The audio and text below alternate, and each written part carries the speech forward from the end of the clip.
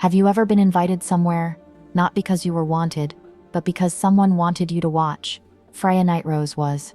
She did not come to her mate's wedding to heal. She came because he ordered her to sit there and witness him choose another, and the pack made sure she felt every second of it.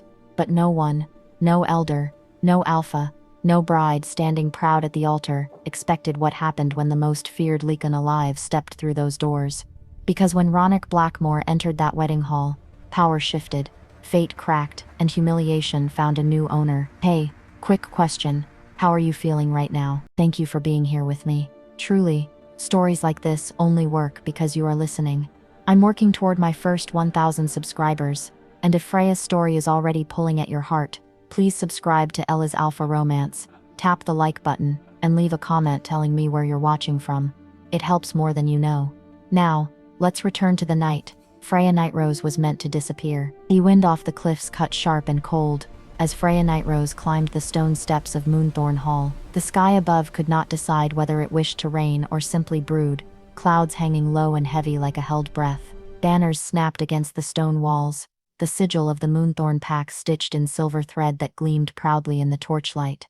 Inside, warmth rushed to meet her. Candlelight spilled across polished floors. Music floated high and confident. Laughter rang out, full, loud, unrestrained.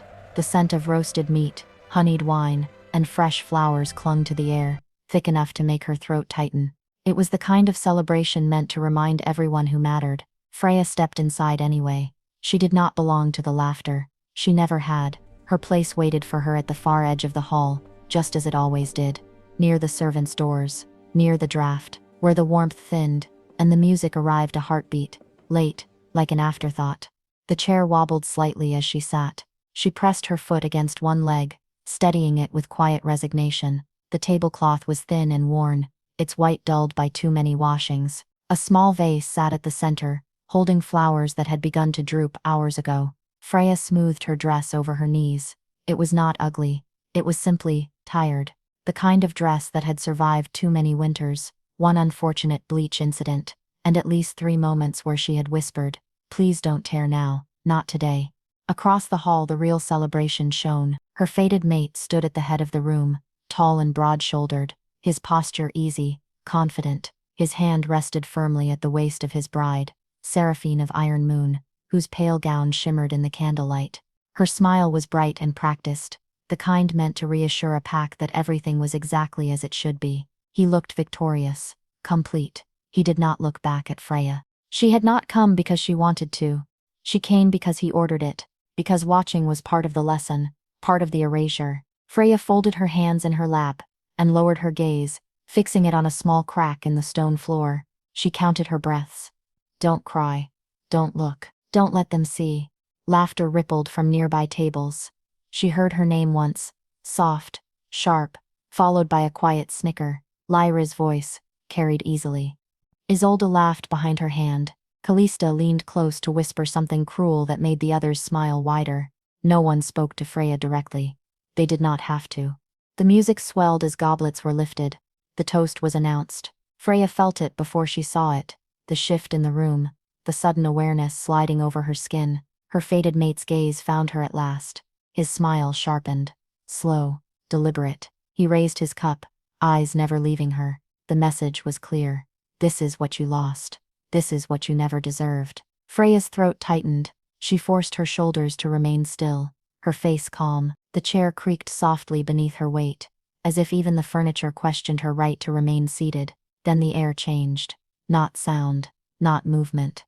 Pressure. It slid over skin and settled deep in the chest. Heavy and undeniable. Wolves straightened instinctively. Glasses trembled where they rested on tables. Conversations thinned, then faltered altogether. Freya's heart skipped. The great doors at the far end of the hall opened. Her first thought was not that he's powerful. It was, oh, that's how people die. Silence slammed into the room as a massive figure stepped inside, blotting out the moonlight behind him. He moved with unhurried certainty, broad shoulders wrapped in dark fabric, his presence bending the space around him as though the hall itself had learned to yield. Ronick Blackmore, the most feared Lykan alive. No announcement followed. None was needed. Elders lowered their gazes. Alphas stiffened, where they stood. Even the bride's perfect smile faltered for the briefest moment. Ronik did not look at the altar. He did not look at the groom. He walked straight toward the servants' side of the hall, toward Freya, her breath caught. She glanced over her shoulder, a flicker of disbelief sparking through her chest. Surely, he meant someone else. Someone taller, braver, someone seated among silk and silver, rather than beside a drafty door and a tired dress. He stopped in front of her. Up close, he was overwhelming, scarred, controlled. His eyes burned like molten amber, assessing her without cruelty and without pity. "You're with me," Ronik Blackmore said, just like that.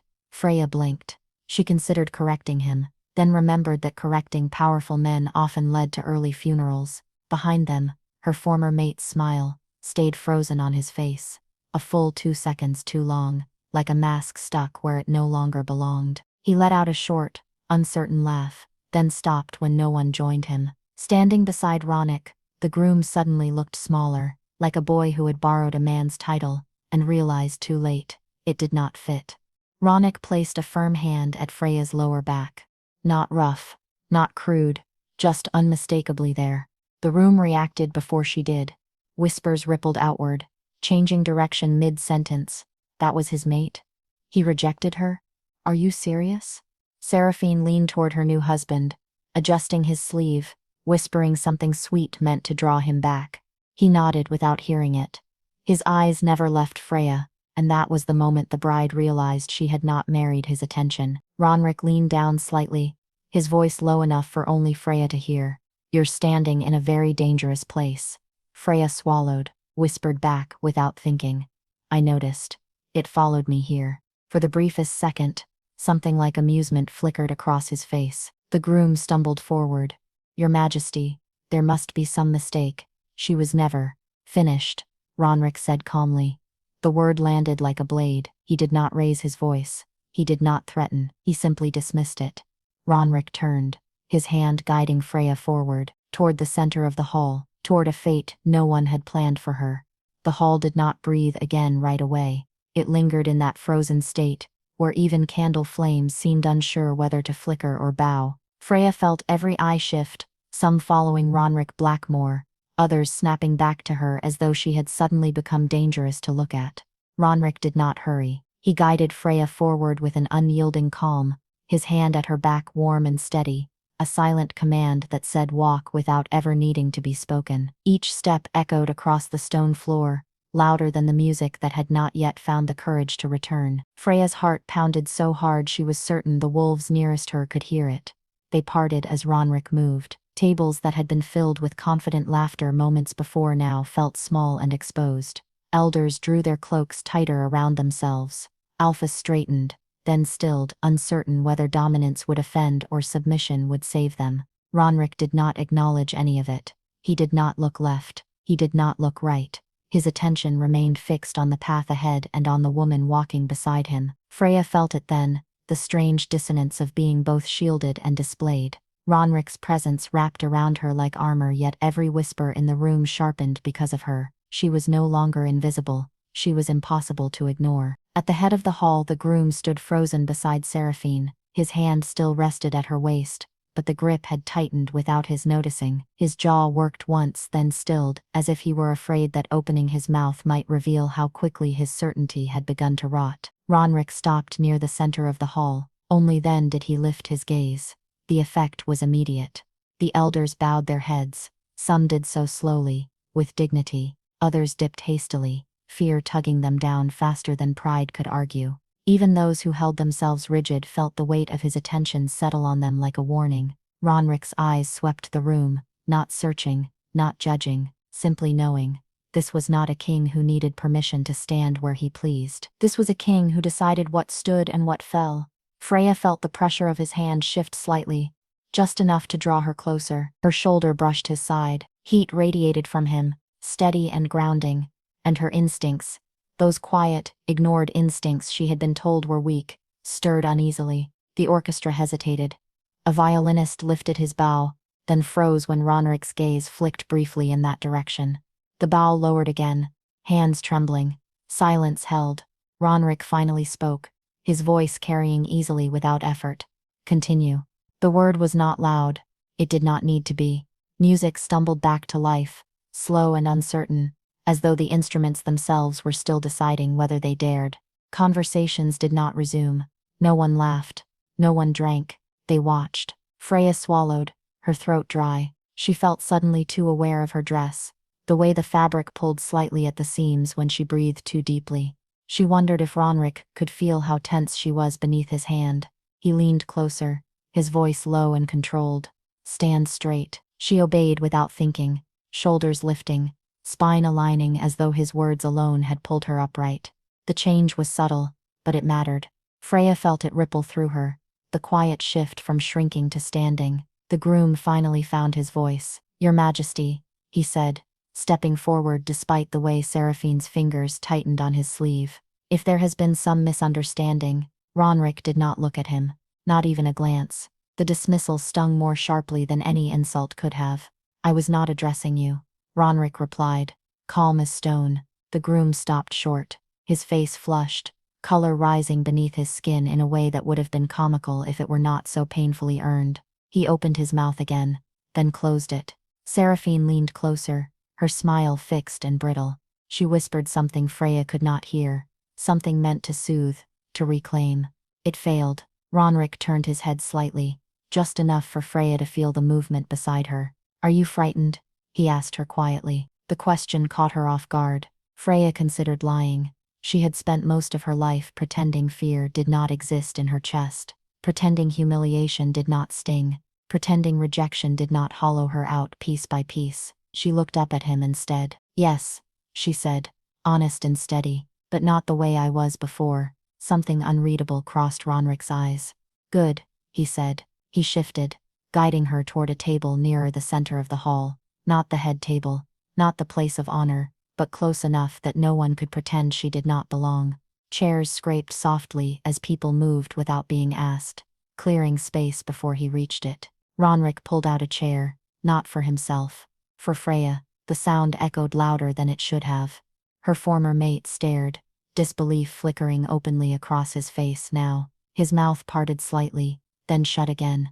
He looked down at Seraphine as if searching for reassurance. She did not offer it. Ronrik waited. Freya hesitated only a heartbeat before sitting. The chair was solid, steady. It did not wobble. Ronrik took the seat beside her, close enough that their arms brushed.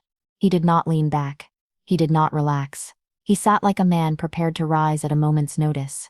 A servant approached hesitantly, hands trembling around a pitcher. Ronrik's gaze lifted. The servant nearly dropped it. Wine, Ronrik said. For her. Freya's brows knit in surprise as Crystal replaced her simple cup.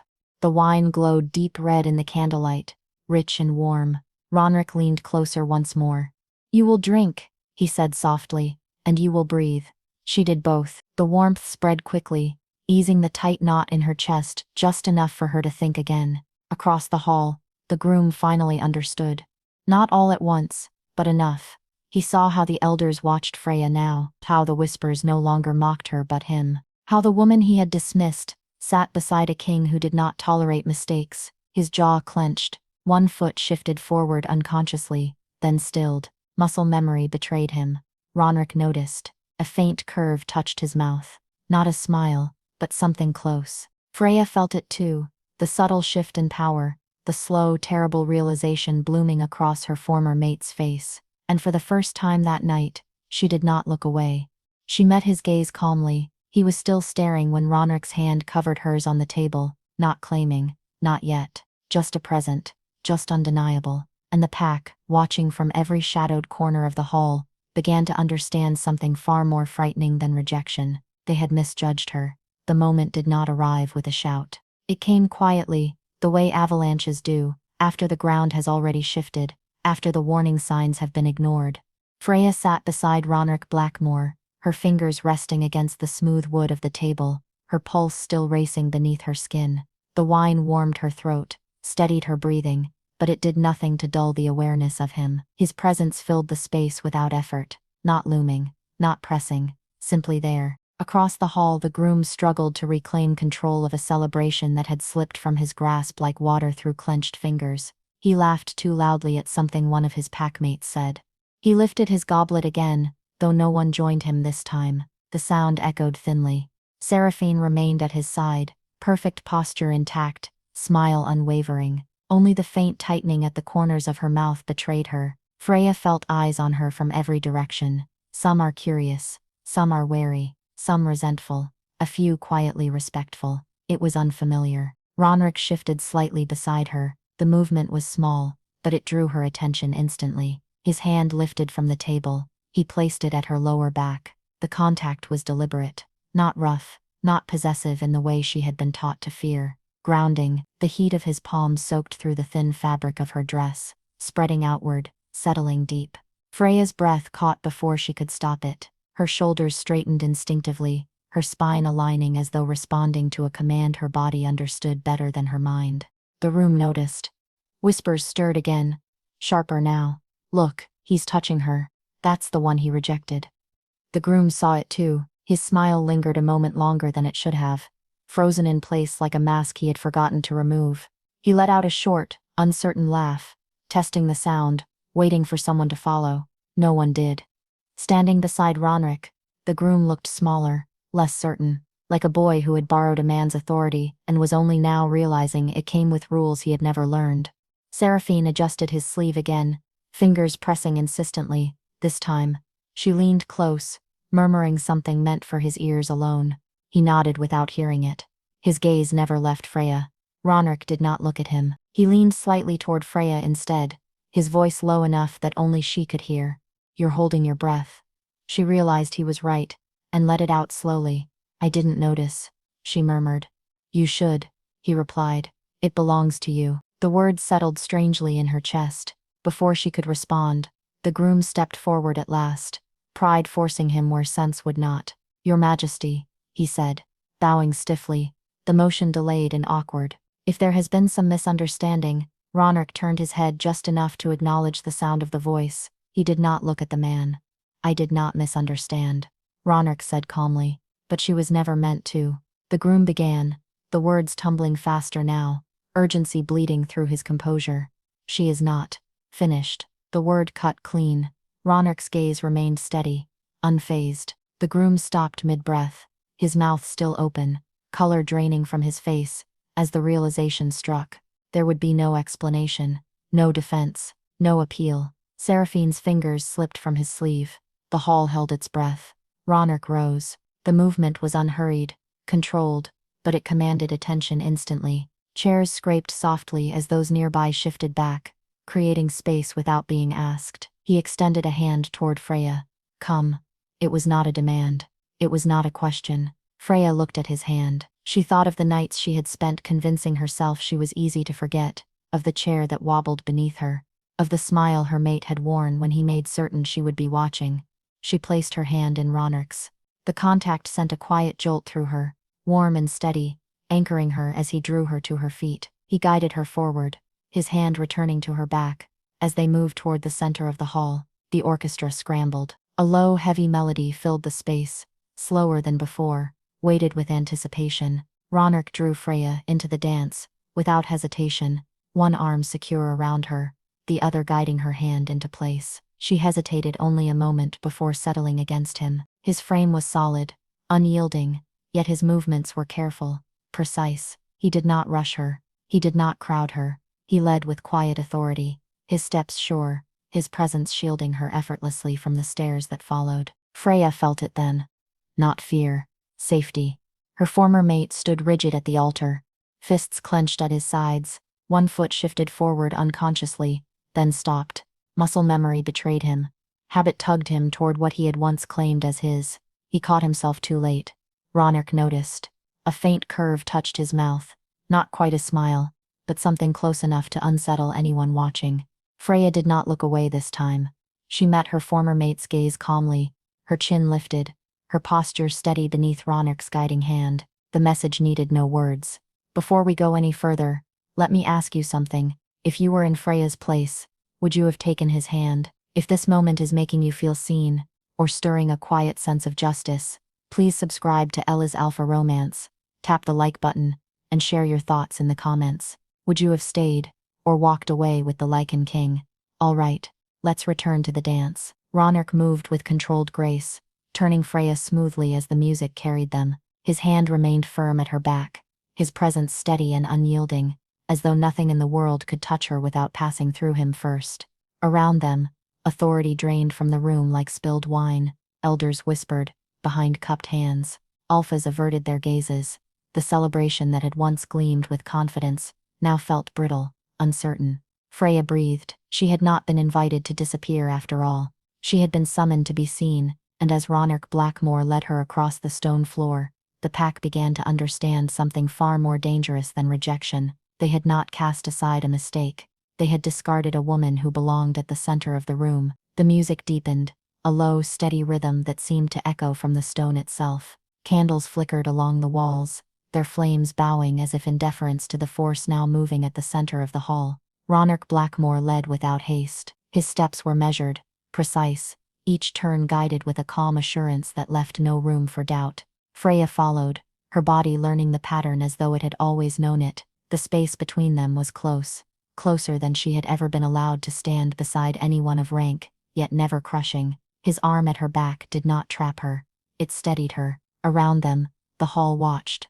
Some eyes burned with envy, others with awe, a few with fear sharp enough to taste. Freya felt the shift inside herself, subtle but undeniable. The instinct to shrink, to disappear into the margins, loosened its grip. Her shoulders eased, her chin lifted. The old ache of being less began to fade, replaced by something warmer, stronger. She glanced up at Ronark. His gaze was not fixed on the room. It rested on her, intent and assessing, as though the rest of the hall were no more than shadows at the edge of his vision. "You move well," he said quietly. "I didn't know I could," she answered, breathing light, surprised by her own steadiness. "You always could," he replied. "You were simply never given space." The words settled into her, deep and unexpected. At the altar, the groom stood unmoving, his hands curled into fists so tight, the knuckles blanched pale. He watched every turn, every subtle shift of Ronark's hand at Freya's back. Every moment her body responded with growing confidence. One step forward. He caught himself again. The habit was old, ingrained, an instinct shaped by years of assuming her presence belonged to him. His foot halted mid-motion, heel settling back into place as the truth pressed in. He had no claim. The realization struck him visibly now. His jaw tightened, his shoulders stiffened. The confidence he had worn like armor cracked, splintering beneath the weight of regret. Beside him, Seraphine noticed. She had noticed earlier too, but now there was no mistaking it. She followed his gaze to the center of the hall, to the woman he had discarded, now standing with quiet grace beneath the attention of the most feared Lykan alive. Seraphine's smile wavered. She reached for her husband's arm again, fingers pressing insistently, her voice low and urgent. Whatever she said did not reach him. His attention remained fixed elsewhere, drawn by something he could no longer touch. Freya felt the stare like a heat against her skin. She did not flinch. Ronark's hand adjusted at her back, a silent reminder. She was not alone. She was not unguarded. "You feel them watching," Ronark said softly. "Yes," Freya replied. "I used to think it meant I had done something wrong. And now?" She considered the question as he guided her through another slow turn. "And now," she said, "I think it means they're afraid." A faint sound escaped him, something between approval and quiet amusement. "They should be," he said. The music carried on, the rhythm steady and relentless. With each step, Freya felt more anchored, more present. The hall itself seemed to bend around them, the space clearing instinctively as they moved. Elders whispered behind raised hands, their voices low and uncertain. Alphas shifted uncomfortably, the usual certainty of their place slipping away. No one interrupted. No one dared. Outside, thunder rolled low over the cliffs. The storm that had lingered all evening began to gather its strength. Ronark slowed, bringing the dance to a natural close. He did not release her at once. His hand remained at her back, his presence still firm and shielding. The orchestra faltered, then fell silent. The pause stretched. Ronark inclined his head slightly toward Freya. "We're leaving." The words were not a suggestion. Freya's heart skipped, a rush of uncertainty fluttering through her chest. She glanced once, just once, toward the altar. Her former mate stood frozen, his face tight, his eyes fixed on her as though she were a door closing before him.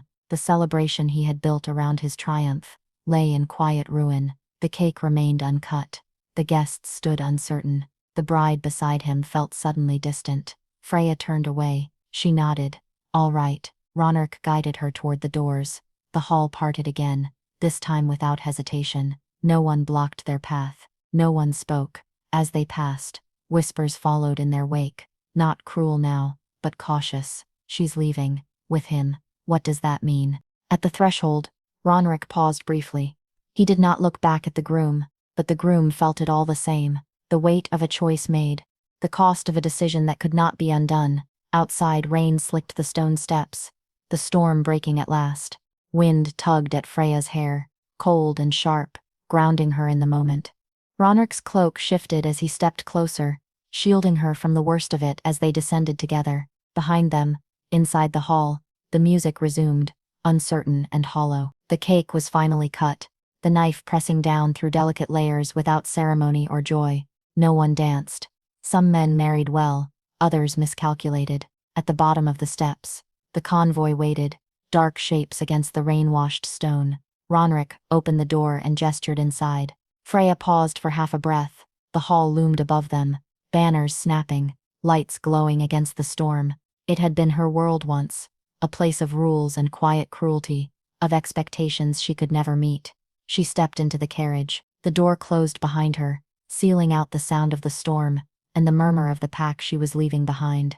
Ronrick joined her a moment later, the space suddenly smaller, warmer, as the carriage began to move. Thunder cracked overhead, echoing across the cliffs. Freya let out a slow breath. Whatever waited ahead, it would not be worse than what she had escaped. And for the first time in her life, that thought did not terrify her. The carriage rolled forward, wheels humming low against the wet stone as Moonthorn Hall receded into shadow behind them. Freya did not look back right away. She sat with her hands folded in her lap, listening to the rain drum against the roof, feeling the steady motion beneath her feet. The world outside blurred into darkness and silver streaks, cliffs falling away toward the restless sea below. Only when the lights of the hall dimmed to distant sparks did she turn her head. Moonthorn had been her world for as long as she could remember. Not a gentle one, not a kind one, but familiar, predictable in its cruelties. She had learned where to stand, when to speak, when to lower her eyes. Leaving it should have frightened her. Instead, what she felt was something like relief. Ronrick sat across from her, one arm resting easily along the side of the carriage, his posture relaxed but alert. He did not crowd her. He did not speak immediately. He seemed content to let the silence stretch, as though he understood that this moment belonged to her. The rain softened. Freya finally lifted her gaze to him. They'll talk. They already are, Ronrick replied evenly. They'll say I was taken. His eyes met hers, steady and unflinching. Were you? She considered the question carefully. No, she said. I walked out. Good. The word carried quiet approval. The carriage swayed gently, as it turned onto a narrower road, trees pressing closer on either side. Freya noticed the change in the air, the scent of wet earth, pine and distant salt. The farther they moved from Moonthorn, the easier it was to breathe. You didn't owe me that, she said, after a moment. The dance, the chair, any of it. Ronrick tilted his head slightly. I don't do things I don't intend. That's what frightens me, she admitted. A faint curve touched his mouth, brief and unreadable. It should. She let out a quiet breath, something almost like a laugh slipping free despite herself. You're honest, at least. Always, he replied. Even when it's inconvenient. The carriage slowed as it passed through the outer forest, lanterns flickering along the path. Freya watched the light slide across Ronrick's features, the scars etched into his skin, the calm certainty in his eyes. He looked every bit the figure the stories warned children about.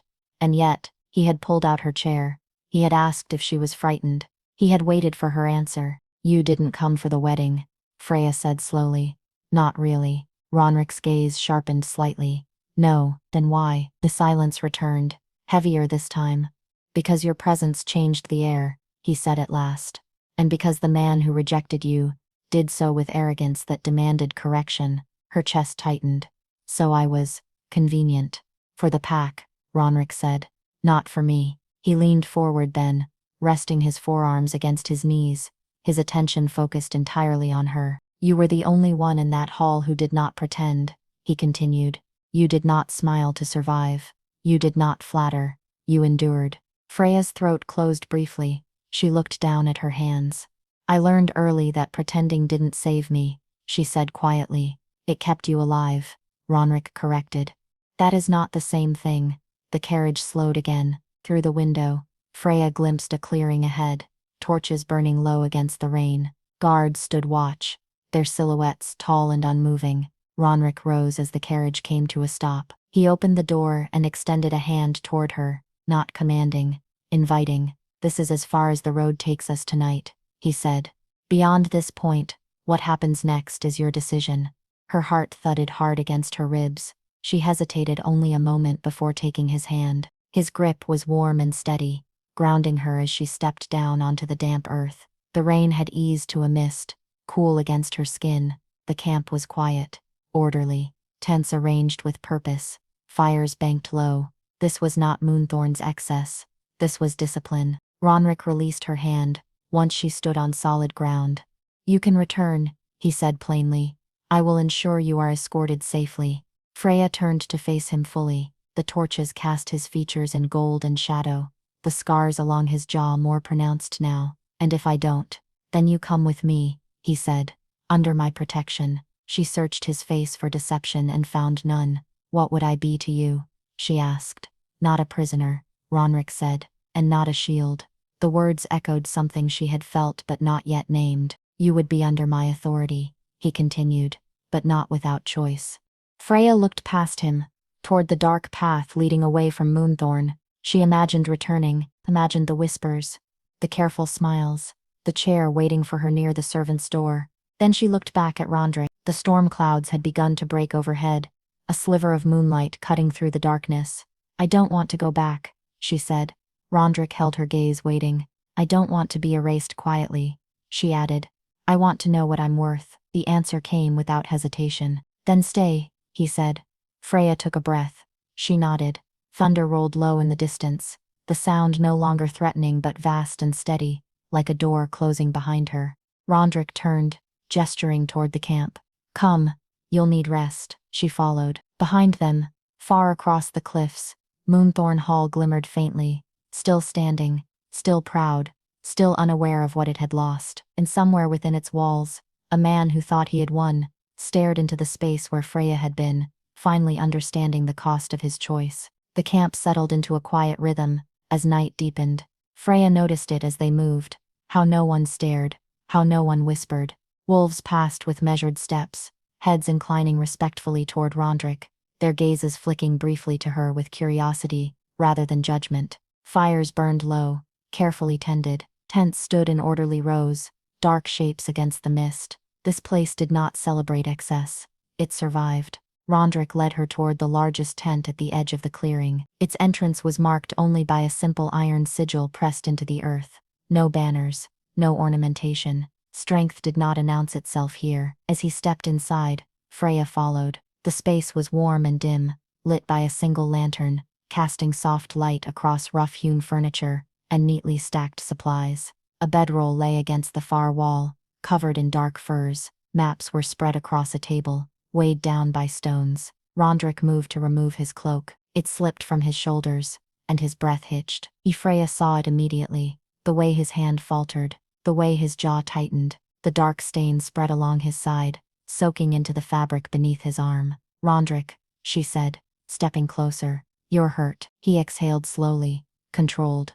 Later problem. No, she replied, firmer now. Now problem. She reached for him before he could protest, guiding him toward the table. His weight was heavier than she expected, not cumbersome, but solid, real. He braced one hand against the wood, shoulders tense as she helped him sit. She pushed his cloak aside carefully. Silver. The wound was dark and angry, the metal lodged deep, its presence unmistakable, even before she saw the faint shimmer at the edge of the torn flesh. The scent of iron, and something sharper filled the air. Freya's breath caught. Filver stops healing. I'm aware, Ronric said, teeth clenched. Why didn't you say anything? She demanded, hands already searching for cloth, water, anything. Because, he replied evenly. Panic spreads faster than blood. She shot him a look. You're bleeding through your shirt. A faint twitch of his mouth appeared. I've had worse. That's not comforting, she muttered. Freya moved quickly now, her nerves settling into focus. She knelt beside him, fingers trembling only slightly as she pressed clean cloth to the wound. If you die, she said under her breath, I'm telling everyone you moved. Despite the pain, something like a breath of amusement escaped him. That would be inconvenient. You'd deserve it. You're doing fine, he said quietly. You say that to everyone bleeding? No, he replied. Only the ones who refuse to look away. She glanced up at him, startled. Their eyes met. The bravado faded. Then not entirely, but enough. Beneath the scars and authority, Freya saw something raw flicker through his gaze. Pain, yes, but also trust. He had not called for a healer. He had not ordered anyone else inside. He had waited. Why me? She asked softly. Ronerick was silent for a moment. The lantern flame wavered, shadows shifting across his face. Because you did not flinch when the room turned against you, he said, and because you did not run when you could have. Freya swallowed, pressing the cloth more firmly as she searched the kit he'd set aside earlier. Tweezers, bandages, a small vial of sharp-smelling liquid. This will hurt, she warned. I know. She hesitated only a second, before working carefully, her movements steady, despite the tension coiling in her chest. Ronerick's breath deepened, muscles tightening beneath her hands as she drew the silver free inch by inch. He did not cry out. He did not pull away. When the metal finally slid free, Freya dropped it into a waiting bowl, her hands slick with blood and rainwater. There, she breathed. It's out. Ronerick exhaled slowly, the sound low and controlled. Almost immediately, the wound began to change. The angry edges softened, color returned to his skin, heat spread beneath her palms, as his body began to knit itself back together. Freya stared, awe quieting her thoughts. Within moments, the bleeding slowed, then stopped. She leaned back on her heels, suddenly aware of how close they were. Her hands hovered uncertainly, unsure whether to retreat or remain. Ronerick straightened slowly. The pain had faded from his eyes, replaced by something deeper, intent. Recognition. He studied her as though seeing her anew, not as a woman pulled into his orbit by circumstance, but as someone who had chosen to stand her ground. You stayed, he said. Yes. You could have walked away. I know. The silence that followed was different from the ones before. It did not weigh. It lingered. Freya rose, wiping her hands on a cloth. You should rest. Ronerick stood as well, the movement smooth now. So should you. She hesitated, then nodded. As she turned to leave the tent, his voice stopped her. Freya. She looked back. You are not what they said you were, he said. Her chest tightened. I know, she replied. For the first time that night, she believed it. Outside, the mist thinned, the moon climbing higher above the trees. The camp settled into silence, steady and watchful. And in the quiet that followed blood and pain, something fragile and dangerous began to take shape. Not ownership, not fate. Choice. Dawn came quietly. It did not announce itself with color or song, but with a soft easing of the dark. The mist thinned. The rain became a memory on the leaves. Somewhere beyond the trees, a bird called once, testing the air. Freya woke before the camp stirred. She lay beneath a woolen blanket near the lantern's dying glow, listening to the steady sounds of breath and fire and distant water. For a moment, she did not move. She let the feeling settle, the unfamiliar calm of a place where no one watched her to measure her worth. She rose and stepped outside. The clearing looked different in the morning light, less severe, more honest. Wolves moved quietly between tents, checking fires, sharing brief words. A few glanced her way, then looked again, not in suspicion but curiosity edged with respect. No one whispered, no one laughed. She breathed in the cool air and felt something loosen in her chest. Behind her, footsteps approached, measured, unhurried. Ronick Blackmore came to stand beside her, the dawn catching the edges of his scars and softening them. He looked whole again. Strength settled back into his frame, but the ferocity of the night before had given way to something steadier. Did you sleep? He asked. Yes, she said, surprised to find it true. I don't usually. Moonthorn never allowed rest, he said, not as a question. No, Freya replied. It allowed endurance. They stood in silence for a time, watching the camp wake. You will be spoken about, Ronik said at last. Songs will be changed. Stories will shift. She smiled faintly. They always do. They will say I claimed you. Freya turned to face him then. Did you? Ronik met her gaze without hesitation. I placed myself between you and harm. I offered you shelter. I chose to stand with you. That's not the same thing, she said gently. A pause followed. Not tension, consideration. No, Ronik agreed. It is not. He gestured toward the rising light, the camp, the road that wound away into the forest. What comes next will not be simple. Others will test what they think they saw last night. Your former pack will demand explanations. Some will try to take you back. They can try, Freya said. His brow lifted slightly. I am not returning, she continued. Not as I was. Then who will you be? Ronik asked. She thought of the chair that wobbled, the table near the servant's door, the dress she had prayed would hold together, the way she had learned to disappear, without leaving. I will learn, she said. I will stand where I am placed, or I will place myself. Ronik watched her closely. You understand what standing beside me means. Yes, she said. It means I will be seen. A faint curve touched his mouth. Not a smile. Something quieter, more sincere. I did not choose you because you were rejected, he said. I chose you because you endured and did not break. Freya felt the words settle into her, warm and steady. And I did not follow you because you are feared, she replied. I followed you because you listened. The moment stretched between them, unhurried and full. Ronrik extended his hand. Not as he had the night before, when the hall watched, and the pack whispered. This time, there was no audience, no pressure, an offer. Freya took it. The contact was simple, real. It grounded her without binding her. Come, Ronrik said. There is much to do. You will need to be introduced properly. She glanced once toward the forest, toward the distant cliffs, where Moonthorn stood unseen. Somewhere within its walls, a man who had believed himself powerful would be waking to the consequences of his certainty. He would remember the moment his smile froze, the instant his authority slipped. The sight of her walking away without looking back. She did not feel anger now, only clarity. Freya turned forward. She walked beside Ronrik Blackmore, not behind him, not ahead of him, but with him, as the camp fully awakened, and the day claimed its place in the world. She had entered that wedding hall meant to be erased. She had left it chosen, not owned, not silenced, seen. And as the sun climbed higher, Freya Nightrose understood something the pack had never taught her. Being claimed did not mean losing yourself. Sometimes it meant finally being allowed to exist. If you stayed with Freya until the end, thank you, truly. She walked into that wedding believing she was unwanted. She walked out chosen, protected, and finally seen. If her journey stirred something in you, hope, justice, or the quiet strength to stand taller, please subscribe to Ella's Alpha Romance, tap the like button, and leave a comment telling me what moment stayed with you the longest. I'm working toward my first 1,000 subscribers, and every single one of you makes this channel possible. Until the next story, remember this: rejection does not mean you are weak. Sometimes it means you were meant for a place that could not hold you.